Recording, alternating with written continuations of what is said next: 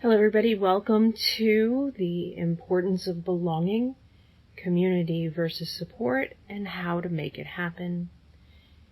We are the Crisses. This is mostly Elvere, maybe with a blend of my wife Drendel speaking. And we're part of the leadership of the Crisses. In the conference, we have another presentation on shame, and shame plays into belongingness in some ways. Shame monitors threats to belongingness. So belongingness is actually a need that we have, and we'll talk about that in a moment. And shame monitors when we may be violating the rules or the agreements of a culture and risking our membership in that community. So normal shame is, I did something wrong, so I might get in trouble. And it leads to a sense of humility. I'm not a perfect person, so I might own up to the fact that I'm not perfect and kind of self-edit myself and make sure that I don't get above myself and think that that I'm not capable of making mistakes. I am capable of making mistakes and I can do things wrong, and so I should continue to monitor my behavior as such. Then there's toxic shame, which are the messages handed to us by others, such as there's something horribly wrong with you. That tends to be incorrect. It's definitely toxic and abusive, but this is something that actually happens, and often when somebody tells us there's something wrong with us, we can't shake that. We can't let it go. This leads to internalized blame quite often and repeating those messages over and over again, which can become kind of a ball and chain. We end up self-editing too much, or always being afraid of being found out and revealed as not being a fitting member of a group that we're trying to belong to. And then there's carried shame, which is repressed shame from an abuser that we end up introjecting into ourselves. So there's no verbal message that goes along with carried shame, just a very deep sense that there's something very wrong with with me, that there's something really wrong with me, that something about me is off, that I'm deserving of whatever it is that's being done to me because there's something wrong with me. And this leads to a deep sense of insecurity in people, never being sure that we really fit in, that there's no specific message about it, just this real heaviness and fear that we carry around with us that it's hard to put a finger on and name, but can come out in various ways in both insecurity and self-harm. So we mentioned that this need for belonging is an actual need, that it's actually on the Maslow's hierarchy of needs. So the very base level of the pyramid is safety and security, immediately followed by physical needs such as food, clothing, shelter. Right above that, Maslow identified the need for love and belongingness. So that's what we're talking about, the need for love and belonging being immediately above our most pressing physical and safety needs.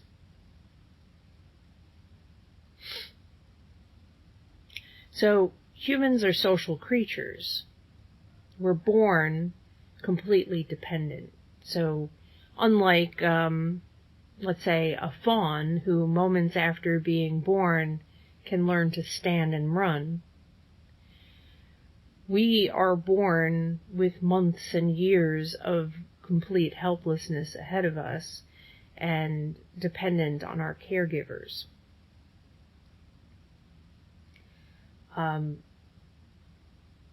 So even though Western culture is full of messages of individualism and being esteemed based on your own individual, accomplishments or ability, we are an interdependent and dependent culture.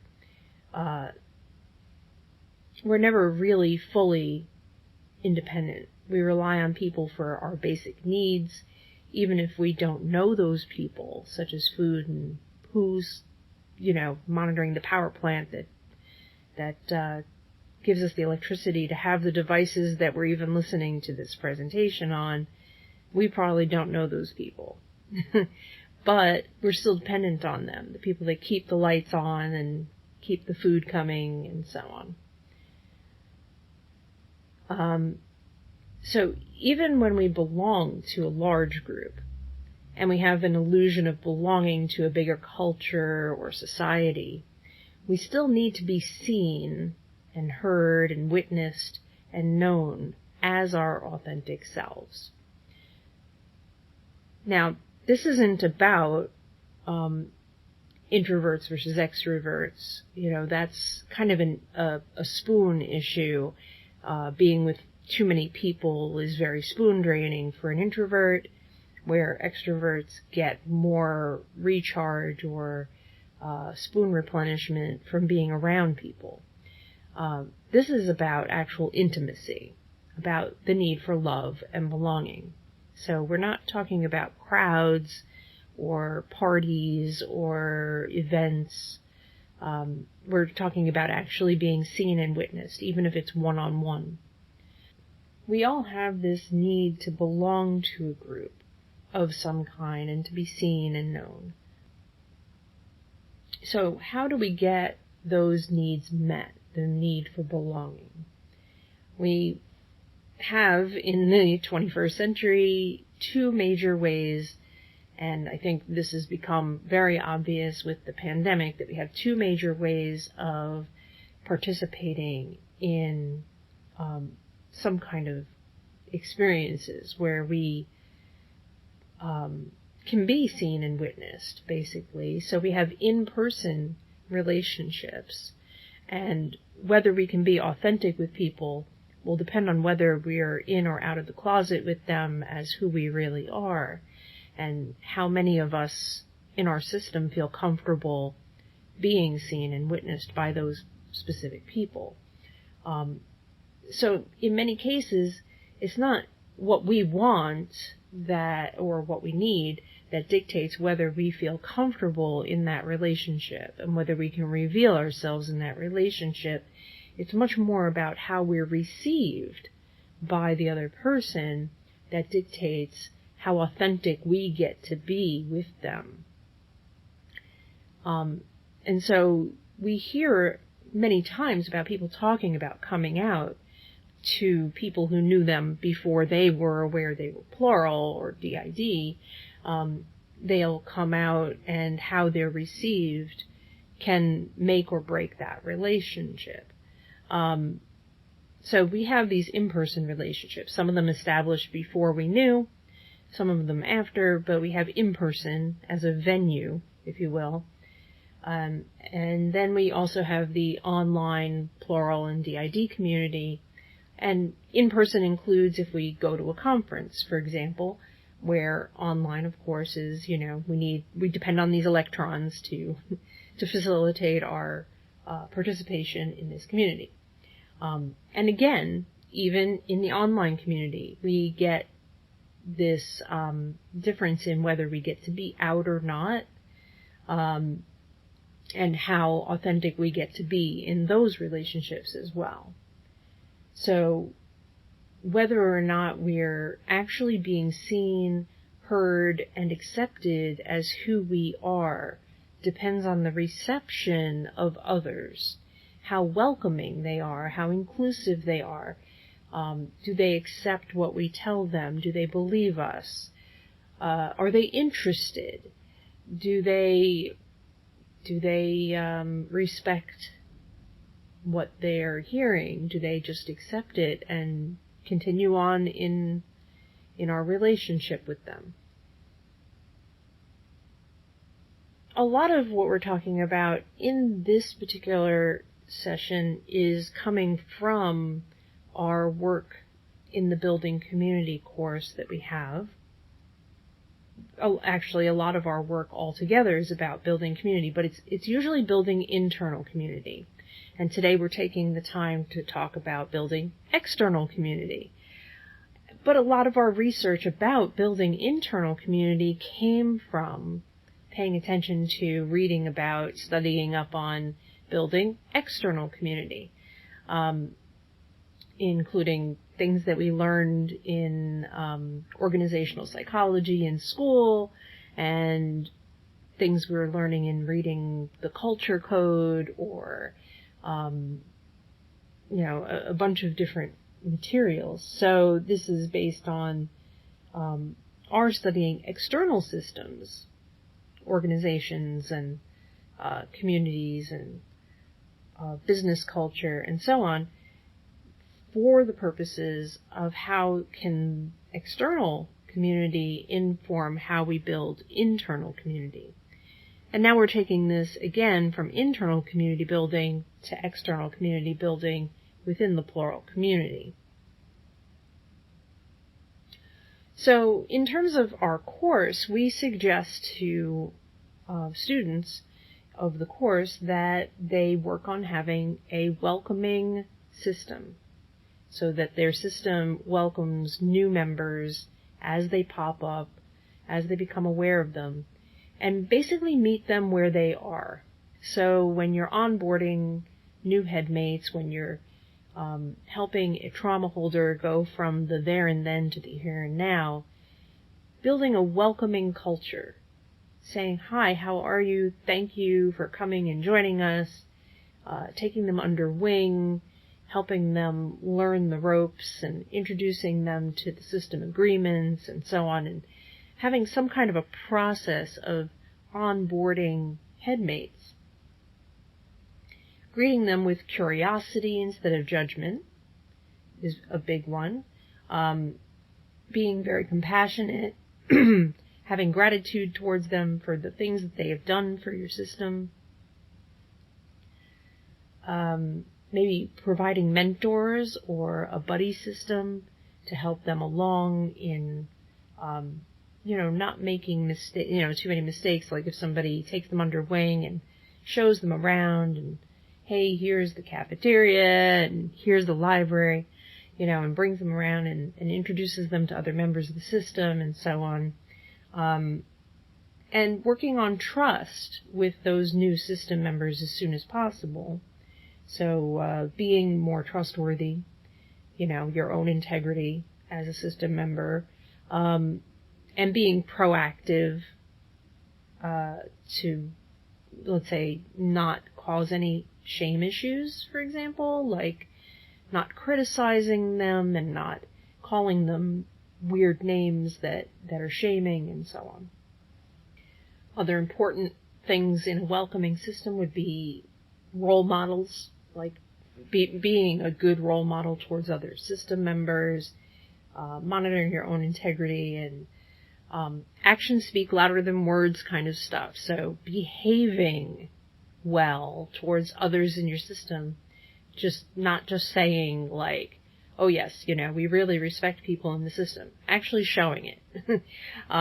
Actually doing things that show the principles of the system. And also having open invitations and actively wanting hidden system members to come and join. That attitude or that cultural aspect can permeate the system and make it much more acceptable for headmates to come forward. If you're like, oh, it's so crowded in here, there's too many of us, oh no, not another headmate, then they're going to feel like they're not wanted. That's basically how that will translate into trauma time, is I'm not wanted here. And that is more shaming, that will keep them from coming forward. So to have this attitude of actively wanting lost and stuck system members to come and join, and welcoming them and going out of our way to include them, and kind of this overall message of you matter and we want you here. To have that kind of permeating the system, this kind of attitude of you matter and we really want you here. So how do we talk about this in this is internal stuff, so how do we talk about this with regard to external community? So we have a principle. It's a system principle, but we talk about it with regard to plural and DID systems specifically, called ASOAV, as inside so outside, and vice versa. It's a principle of reciprocity between systems. So the basic definition of a system includes that a system takes inputs from its external environment and modifies them inside of the system, and then they come out as outputs. And in terms of a human system, right, plural and DID systems are, otherkin aside, we are otherkin identified, but we are in a human body, ostensibly human body. So human systems are systems, and we take inputs like the best example, the one that everybody kind of understands, is introject. So we take something that is external to us, and it could be anything. But let's say for us, we read ElfQuest books when we were a teenager, ended up with a bunch of people in our system who are elves. Not necessarily because of that. Actually, the elves showed up before ElfQuest, but that's beside the point. But some of the elves in here identify as ElfQuest elves. So, so we read ElfQuest. We saw things that resonated with us, took on some identities that match up with ElfQuest identities, and move forward from there. So that's the as outside, so inside part. And then our behavior, the things we do, the things we produce, the books we write, the classes we create, and everything has external influence. So the things that our system creates and puts out into the world influence the outside world. So as inside, so outside, and vice versa. We can copy things from the external world into our internal world, and the things that we do inside of our internal world matter in the external world as well. So some important points about ASOAV when it comes to community building inside and outside. So how we treat people outside of our system can affect our headmates. If we exclude people that are external, our stowaways, the people that are lost and stuck in our system, may feel that they might be excluded as well, that there might be something wrong with them and thus they would not belong, or that they would get excluded. If we judge people, our headmates may fear being judged. So I have no good examples right now, because if I start looking for examples, somebody else will come out.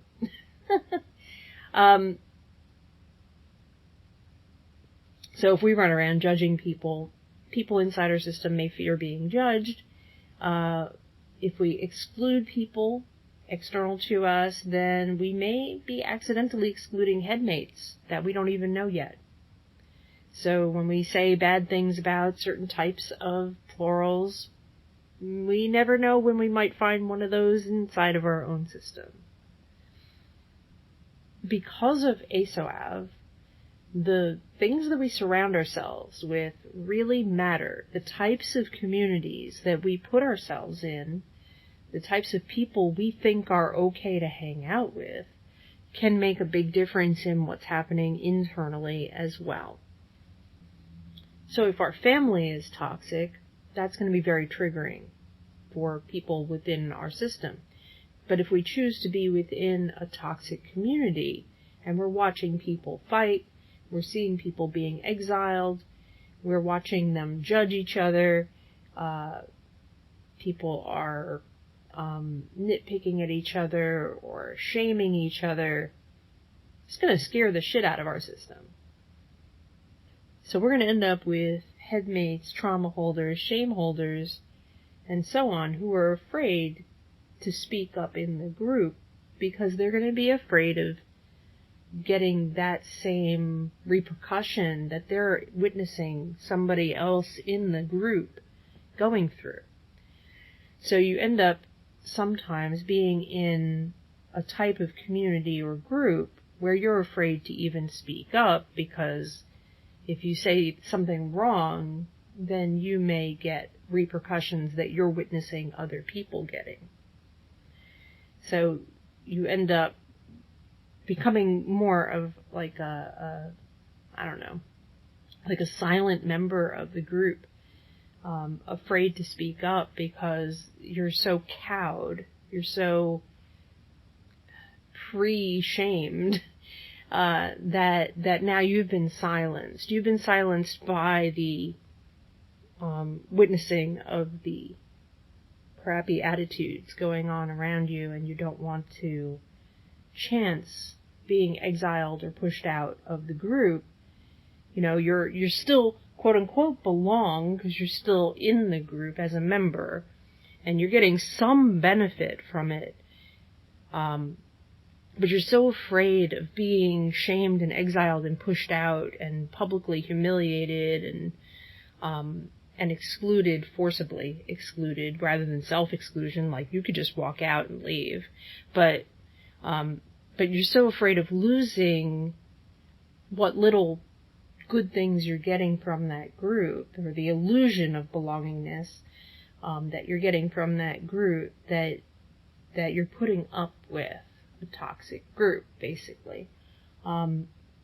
Maybe you're afraid that you won't be accepted in another group. Maybe you don't know of any other better group, or there's somebody in there you like or look up to, and so to be around them, you're putting up with this place. But sometimes we don't know better. We stumble into a group. You know, we get some support there. You know, we post a couple of questions, we get some support there. We feel like, oh my God, people here understand me. And then on the other hand, we're witnessing this bad behavior, but we've gotten something we need from there, and we get a little attached. Because, frankly, quite a lot of people in this community have attachment issues. So we would rather belong to a bad group than not belong to any group.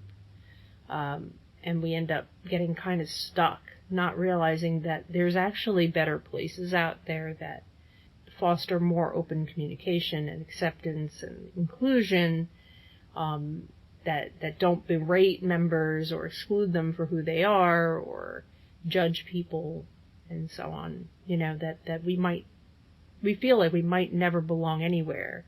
And we feel like we don't even deserve to belong because of the shame issues sometimes.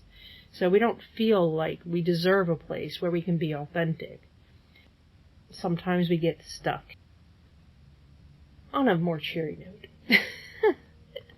So one of the reasons that we need external communities is because we need good role models. So what we were just talking about was shitty role models. What we really need is good role models. And what do we get from good role models?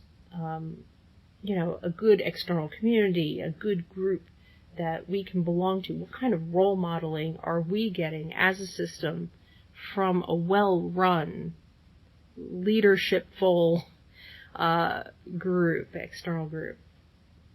So we could be getting ethics or structure, ideas of agreements that we might be able to have in our own system, accountability, how mistakes are handled, the culture around just handling people, onboarding new members, welcoming people, being inclusive, just those cultural backbone, the backbone of that culture, the structure of the culture, can help inform our internal culture. Overall, having external community, a big whopping, like the whole umbrella, also gives us a identity history, like a shared history.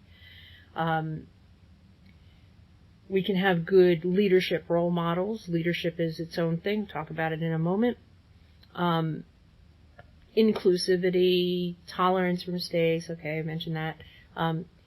Healing shame and abandonment and exile trauma. So once we authentically feel like we belong and we're accepted, and we've taken a chance and said something that we thought we had to hide, or that we might not, might be putting our belongingness at risk, and we find out that other people are the same, or other people just accept it, then we start feeling more acceptable. We feel literally acceptable. So it starts to heal some of that shame, like we really do belong here. That toxic shame, there's something wrong with you. Well, suddenly we're in a room full of people that are just like us. So maybe there isn't something wrong with us just because we're different. Maybe it's okay to be different. So we start to get some healing from that. We may develop better habits, improve our expectations and how to handle expectations, get community celebrations and gatherings and so on. But these very large umbrella type groups, there's the overall community, the enormous community, and then there's all these pockets of community, and these pockets of community can have hundreds or thousands of members, dozens at least. If there's 100 people in a group, accounts, bodies, when there's 100 members in this group, though, we're not getting that true deep trust and intimacy and stuff that we can get from a much smaller group. We'll talk about those later.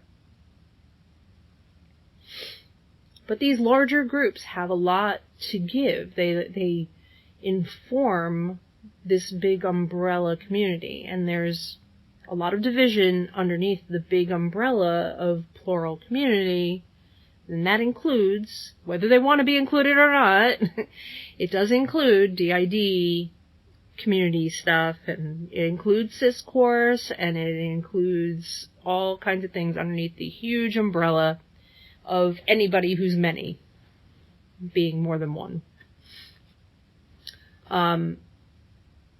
Right, so those are not support groups. They call themselves support groups sometimes. There's a lot on Facebook that call themselves support groups, and they have 5,000, at least on paper, 5,000 members.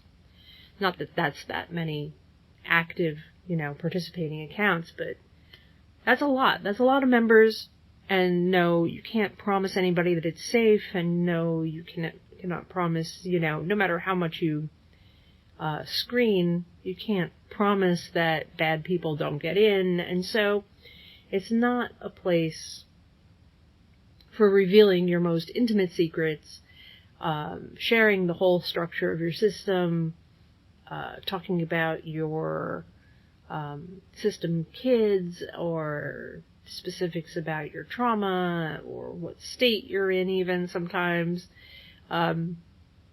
So those are not safe. They may be safer than some other groups. They may be safer than, say, the open internet like Twitter, but they're not safe. They can't guarantee safety.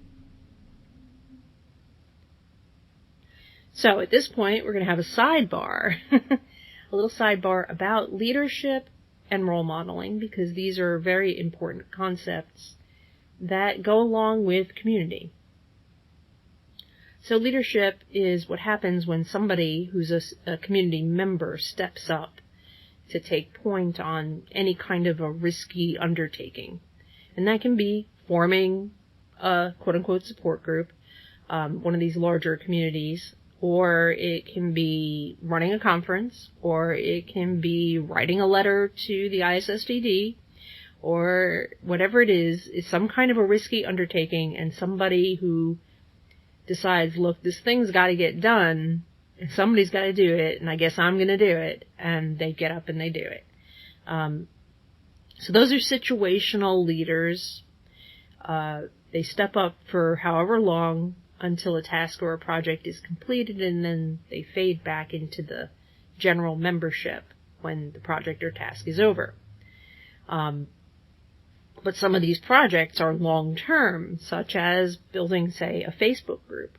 So then it ends up not fading back into the background. The person now owns, quote-unquote, in Facebook terms, owns the group. And so there's a risk that members of that group will elevate that person for their leadership in having formed the group.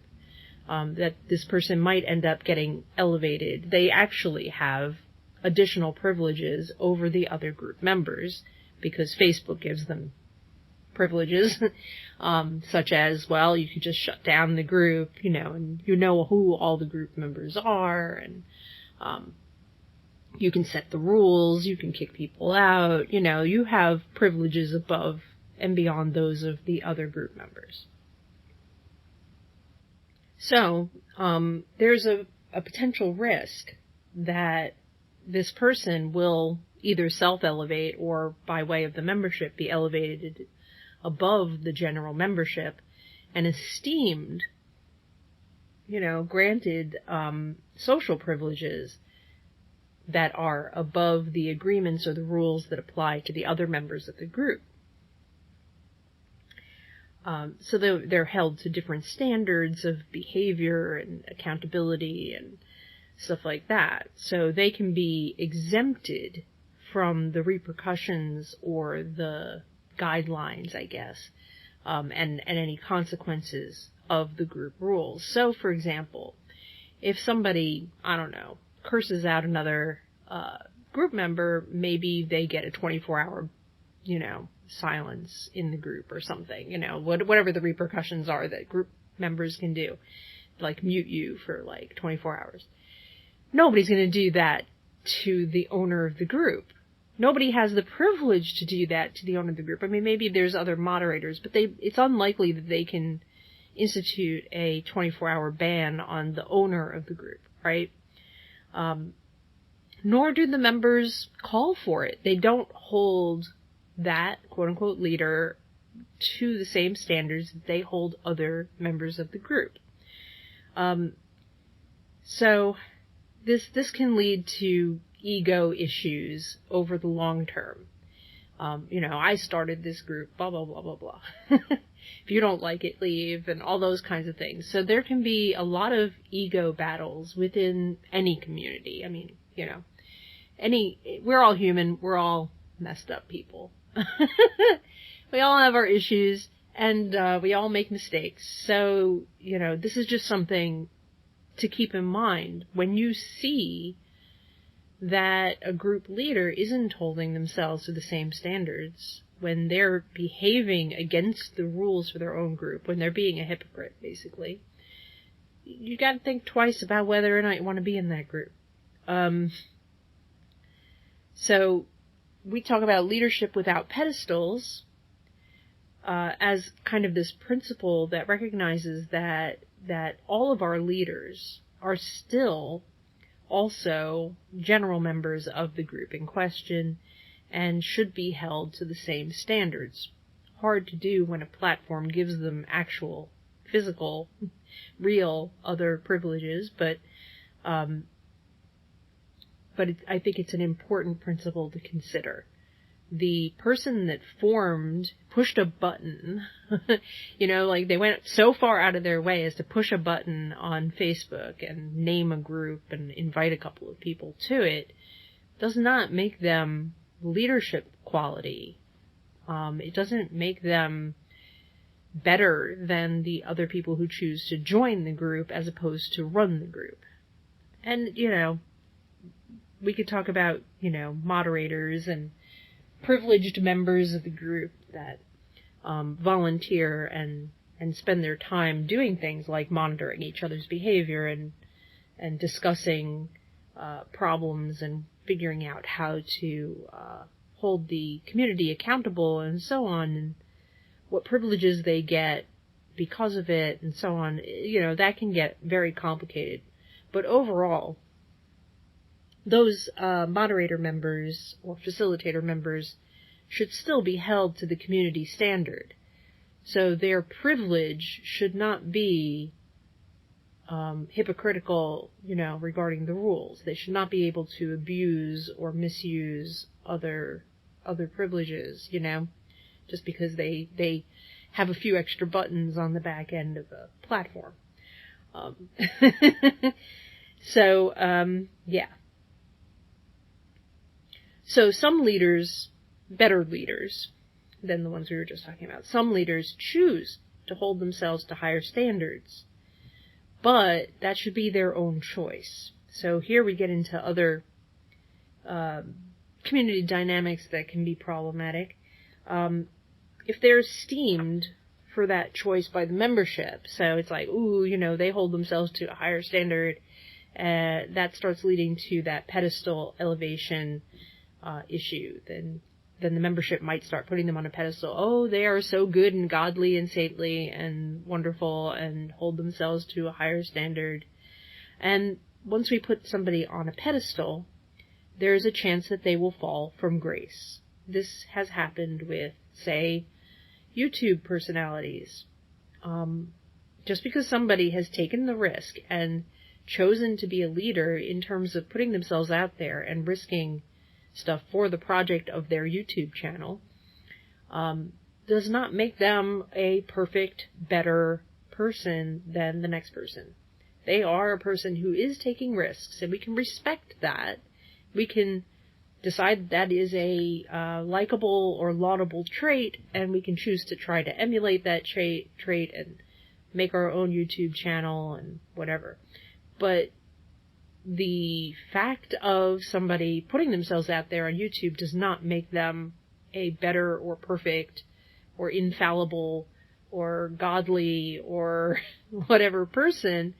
So when we elevate them and put them on a pedestal, and we afford them a different level of standards versus the rest of the community, they can make a mistake and they can fall from grace. And sometimes, because of attachment issues within the community, when they fall from grace, they take part of the community with them. So, it's important to understand what humility is and the role that humility and normal shame play. They're kind of dance partners, if you will. Normal shame is, I did something wrong. Humility is, I am not a perfect person, and I may do something wrong. I should still be held to the same standards as everybody else. I should not be up on a pedestal. And that goes for us for sure. We are not perfect. We are still in the trenches with all of y'all, still digging our way out. So humility is the trait that helps keep leaders from making claims that they are perfect or infallible in any way. It's a actual internal trait, within our own selves, that helps us to recognize that we're not perfect and that we can make mistakes and that we need to be held accountable like any other member of our community would. And so that's an important trait of good leaders, whether temporary leaders or these kind of structurally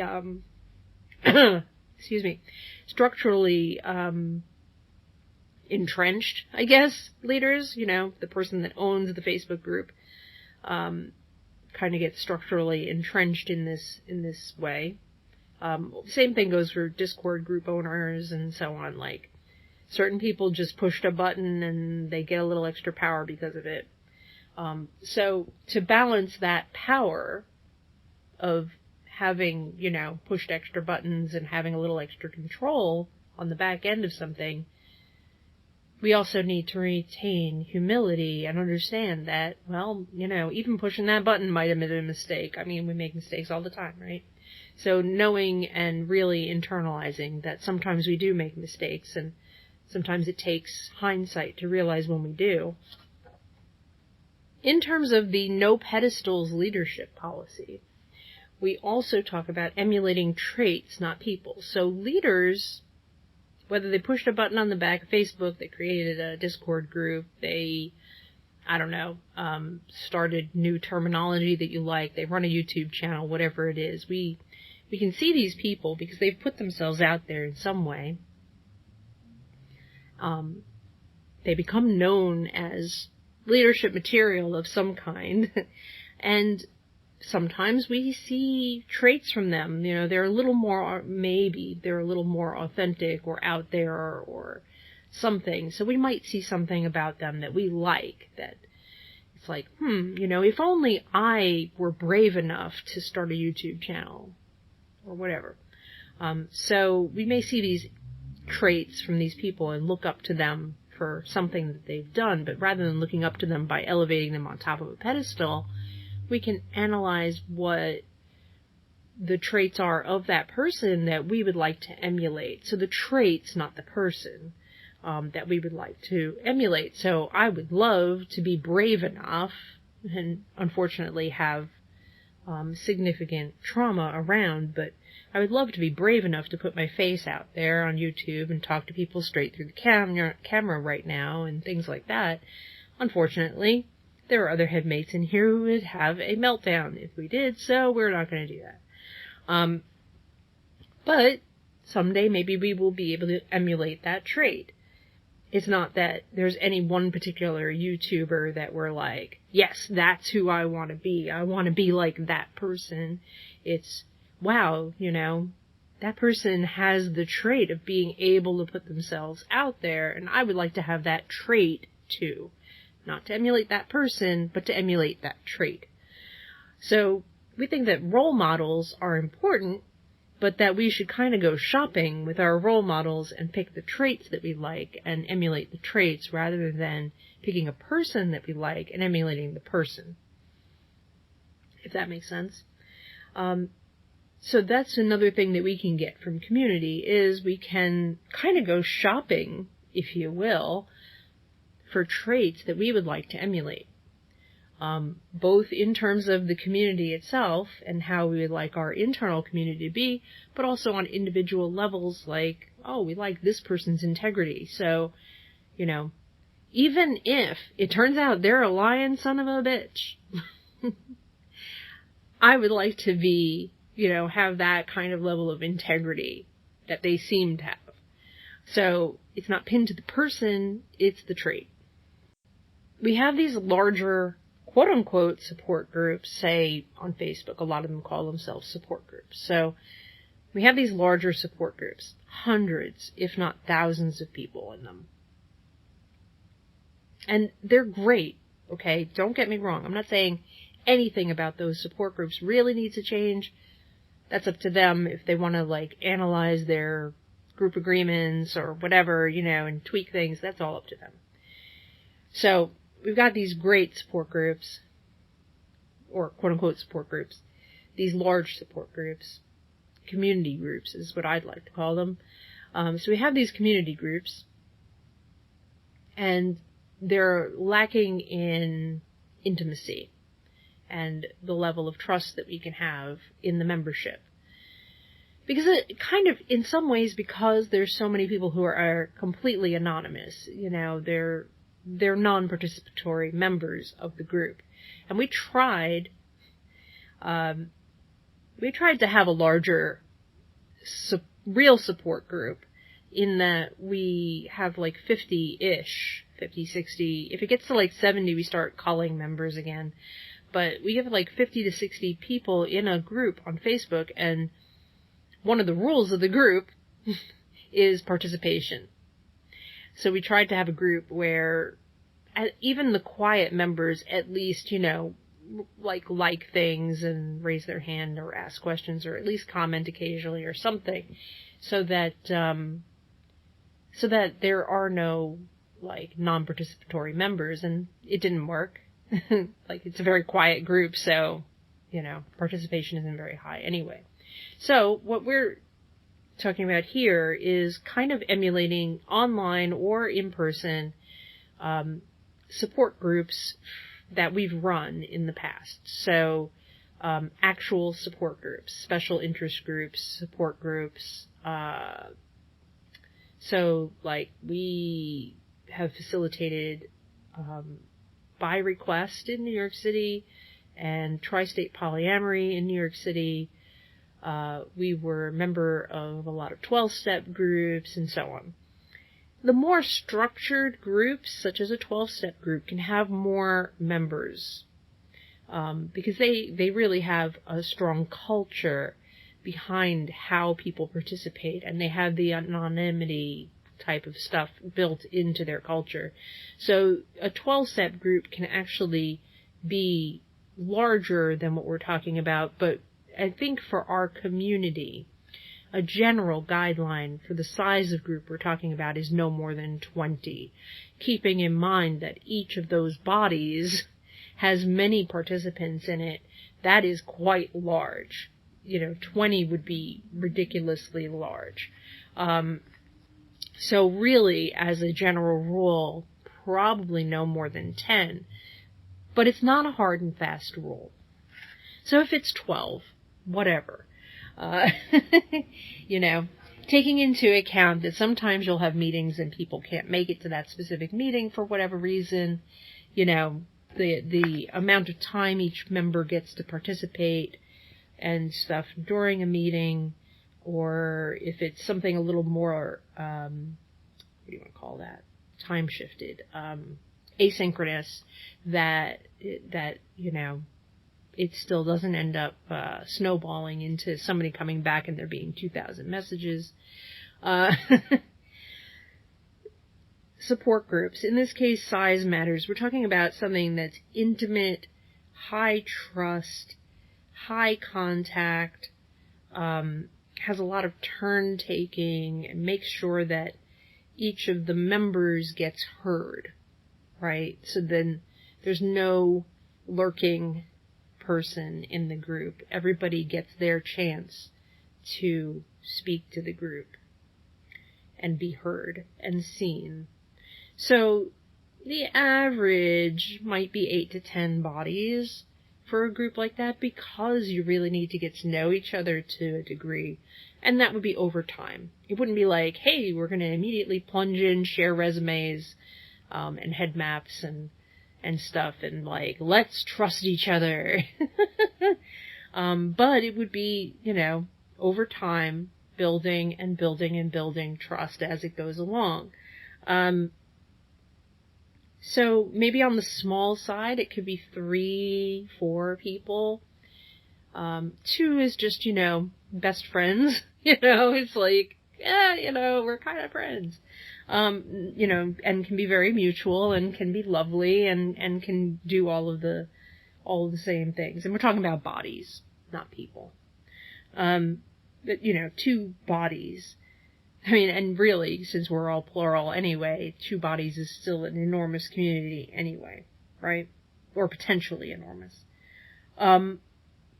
These would be long-term groups. These would be groups that would continue to meet, or have an asynchronous platform together for years. It takes, I don't know about y'all, but we've spoken to other people, and some people come up with numbers around the same. It takes us a year and a half to build rapport with a therapist. And that's, 1 meeting a week. So it might be faster for people who have more than 1 meeting a week. But yeah, it's taking us like a year and a half.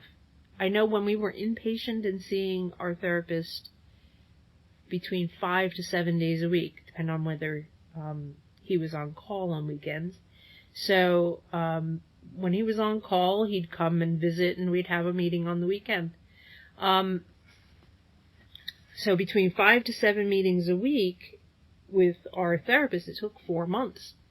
So, so it takes a certain number of meetings before you achieve rapport and trust and start opening up more. So it should be a long-term group.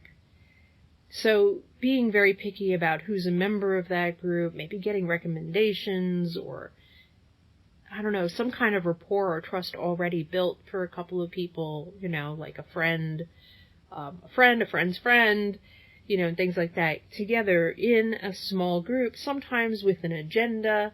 We know groups that are going through specific workbooks and groups and books and things like that, and doing self-help materials together. So it can be structured, it can be general, and having some kind of boundaries or agreements, whether spoken or unspoken, is kind of important.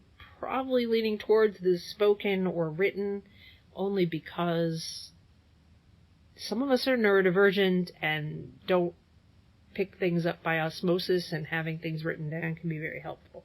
So we would lean towards written or explicit agreements. Kind of like 12-step groups, you have your 12 steps. It's that kind of thing. It's like you have a written list and expectations that go around them.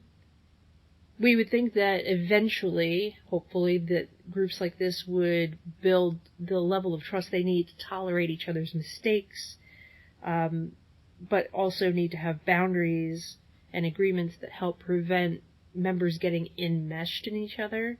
Like, probably if you are in a high trust, high intimacy support group like this, you don't want to be in it with your spouse or partner.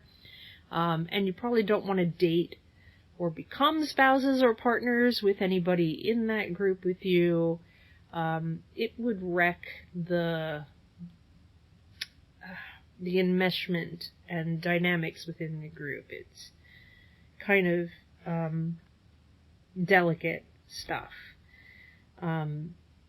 Although, I do have to say, it worked well with the polyamory group. But it was also around 20 bodies. So it was probably leaning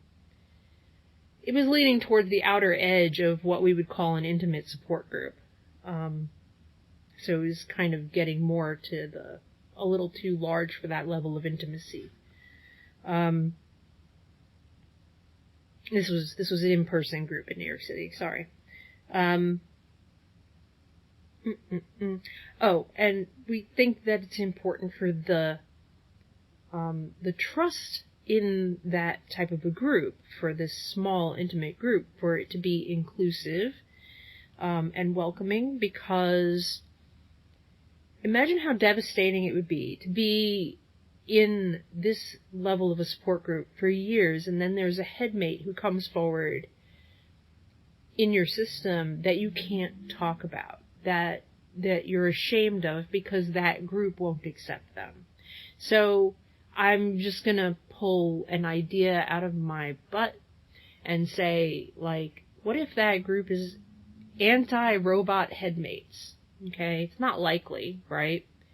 Robot headmates are likely, it's not likely that a group would say, well, if you have a robot headmate, you're not legitimate, right? But let's just say that they fake claim people who have robot headmates.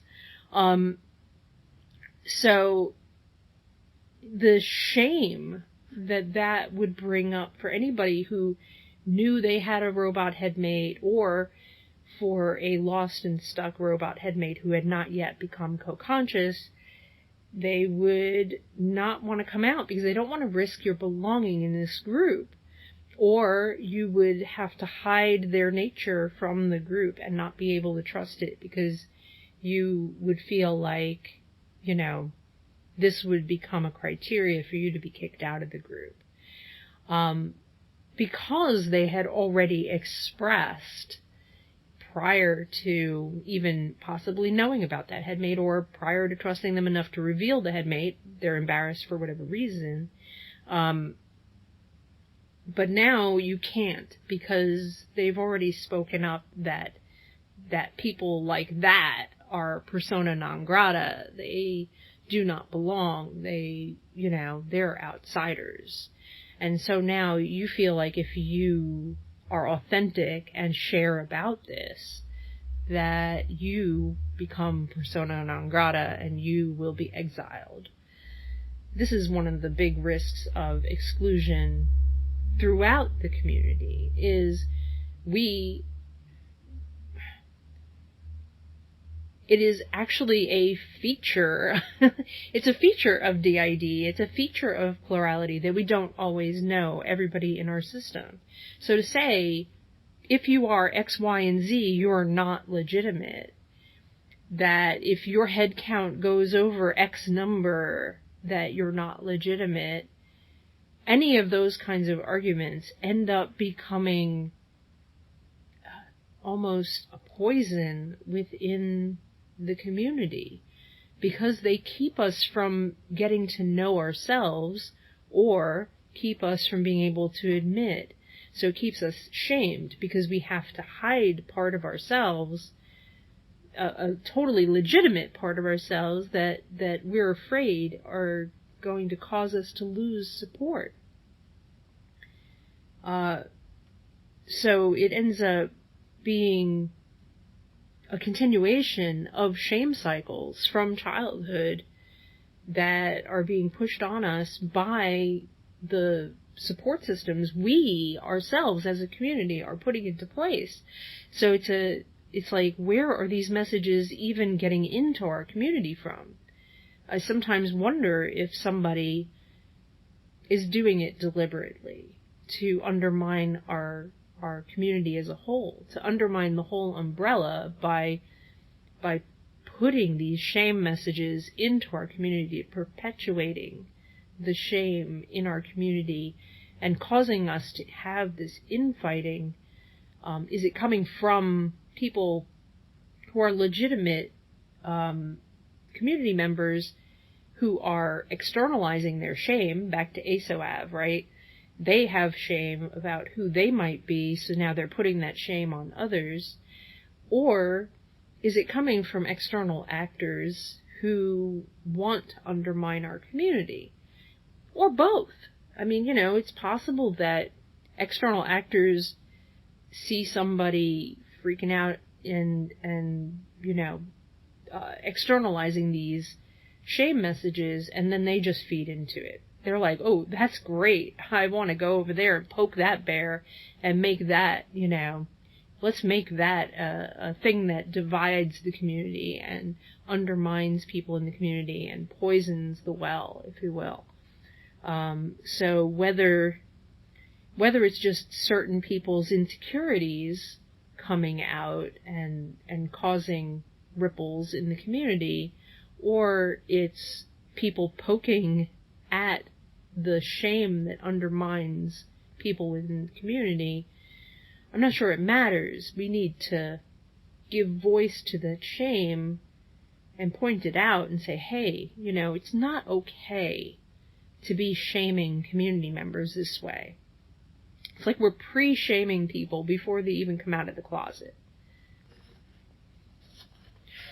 So we have some questions to pose to the community. Things that you can ask yourselves when you're evaluating different opportunities, if you will, to belong to certain communities. You might look at a community's agreements or rules or guidelines and decide whether or not that's a community you want to belong in. So, you can ask yourself if the communities that you belong to already or the ones you're considering joining are welcoming. Do they have an atmosphere or a culture of actually opening their door and welcoming people?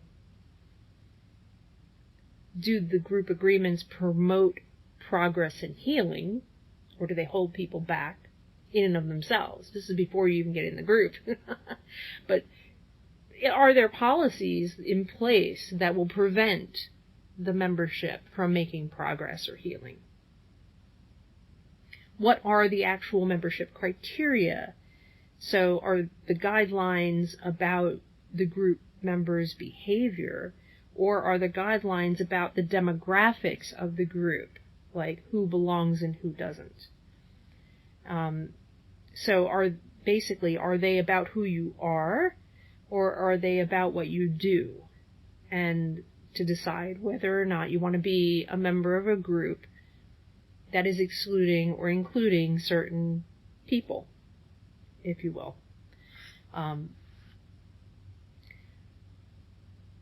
If you're in a group or you're watching a group from a distance, you can also start asking yourself about group facilitators or leaders, and whether they're leaders or politicians, if you will.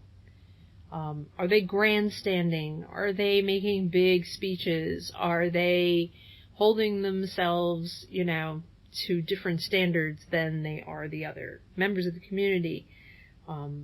Basically, are they above the law? Do members hang on their words, applaud them, praise them, feed their ego, and so on?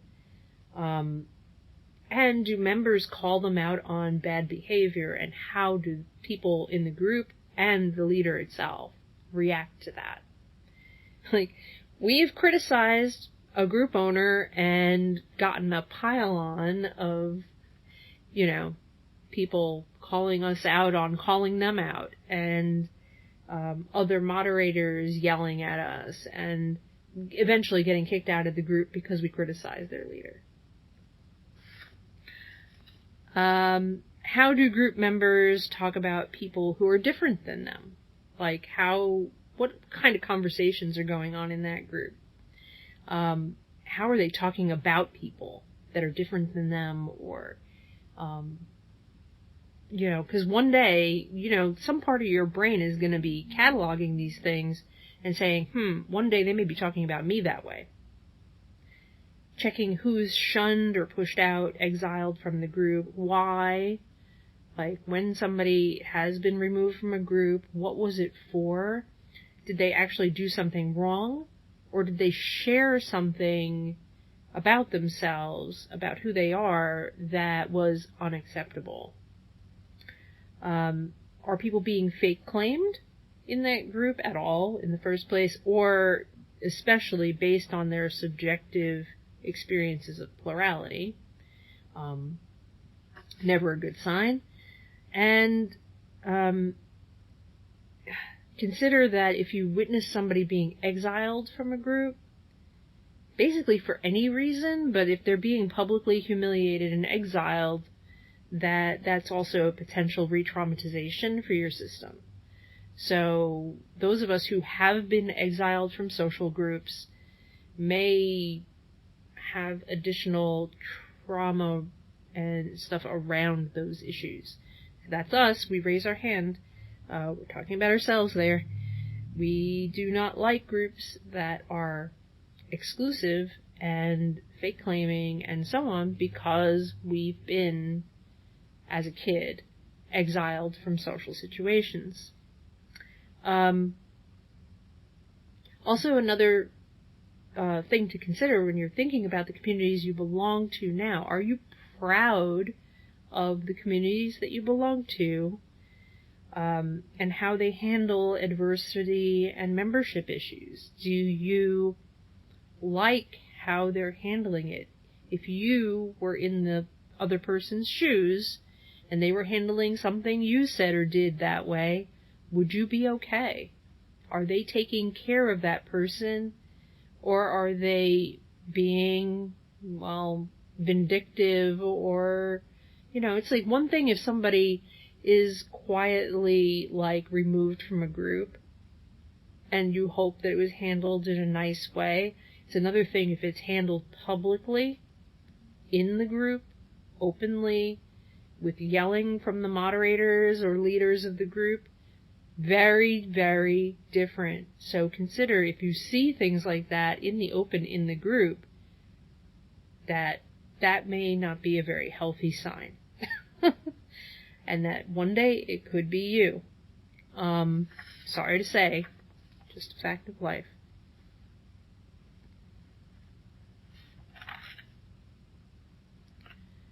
So, as a traumatized community, a good portion of the community is traumatized. There seems to be a subgroup of systems who think that exclusion will improve safety, but it actually tends to make the group unsafe. And we just want to caution people that those kinds of groups where we're in fear of exile, then we may also start having panic reactions to the chance of losing our membership to the group.